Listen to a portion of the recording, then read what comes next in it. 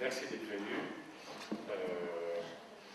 Donc, j'ai introduit cet après-midi sur le soufisme et mondialisation.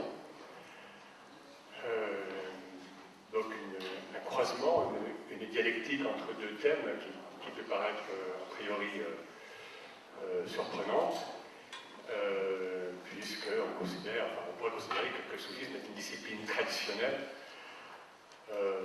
ancrée dans l'islam, historique, doctrinal, etc. Alors certes, le soufisme est bien cela, mais le soufisme c'est avant tout une gustation, comme on dit, c'est un goût, une pratique, comme cela a été dit déjà un petit peu évoqué ce matin, et qui s'expérimente donc au jour le jour et dans l'ici et maintenant. Donc, notre ici et maintenant a notamment pour terme, bon, on évoquera divers termes, mais notamment pour terme, mondialisation. Parfois, elle a comme cousine germaine la modernité, et parfois la postmodernité. Voilà, on évoquera un petit peu tout ça en passant. Alors, une première remarque, c'est que la mondialisation, lorsque l'on regarde un petit peu les définitions autour de ce terme, mondialisation, on se rend compte qu'elles sont, on les définit plutôt, ou bien avant tout, sur un mode, sur un pied économique, financier, mercantile, social, culturel éventuellement. Et là, donc, c'est l'aspect souvent un petit peu négatif qui est curieux, c'est-à-dire on s'acheminerait vers une uniformisation des cultures. En tous les cas, l'aspect religieux et spirituel est rarement évoqué. Or, il y a bien une modélisation sur un plan religieux et spirituel. Je crois qu'il ne faut pas laisser ce mot, et a fortiori le mot anglais, enfin disons anglo-saxon, globalization, simplement au seul champ économique mercantile. Je crois, donc ça c'est un postulat, mais qui, je pense, on va le réaliser ensemble, je crois que la mondialisation doit être fécondée par l'esprit. En tous les cas, elle l'est. Alors, elle l'est déjà par le religieux. On dit maintenant que, finalement, il y a un grand marché du religieux. Au sens où les anciennes catégories d'appartenance religieuse sont en train d'être ébranlées de plus en plus, au sens où il y a des passages d'une religion à l'autre de plus en plus fréquents, parfois stables, parfois ces passages sont éphémères, enfin, ils sont là, et il y a beaucoup de mouvements, donc dans un sens comme dans l'autre.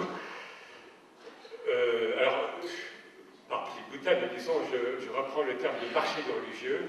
Là, j'étais dernièrement, ainsi que le cher Ben Tounès et que Denis Krill, donc intervenant de ce matin, j'étais donc il y a une semaine, ou il y a quelques jours, au festival de la culture soufie à Fès au Maroc, et là, quelqu'un m'a dit que des convertis à l'islam allemand, donc en Allemagne, eux, pour pratiquer, en fait, enfin, pour mener à bien une sorte de propagande, enfin, disons, d'appel à l'islam, da'wa en arabe, eh bien, retrouvaient l'économie de marché, c'est-à-dire qu'ils pratiquaient le marché tel que, c'est vrai que l'islam s'est répandu souvent grâce aux marchands. Et on dit que la deuxième grande vague d'islamisation, à partir du XIe siècle, XIe et au-delà, notamment vers l'Asie du Sud-Est, elle s'est réalisée avec les commerçants et les soufis. C'est souvent ce qu'on dit. Les uns étant souvent les autres. Un commerçant pourrait être soufi et réciproquement. Donc c'est intéressant de voir que, ben voilà, dans la postmodernité, des convertis à l'islam allemand, eh bien, vont faire le marché, mais vraiment, c'est-à-dire établir le marché pour créer des liens de proximité avec les gens.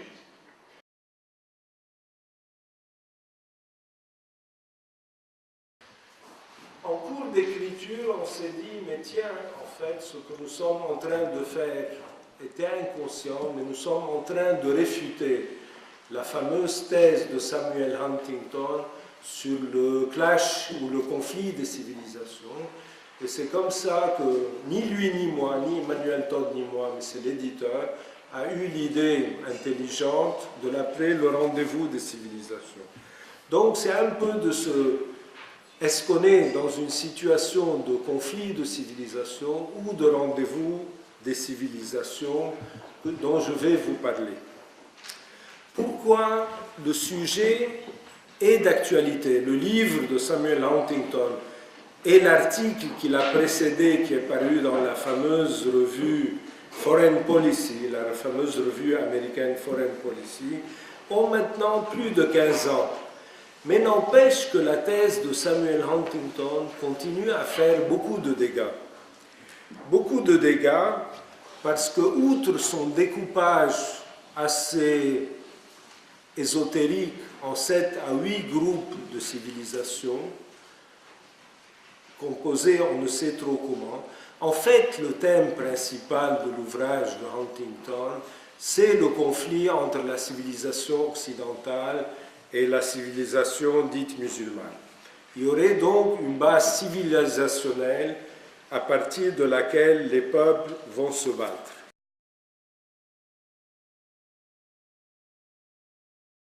C'est une culture, quand on la voit, c'est une culture du nous.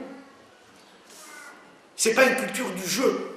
Ce qu'on retient, c'est que ce que notre ami Gris nous a dit ce matin, c'est déjà la servitude, c'est l'homme serviteur.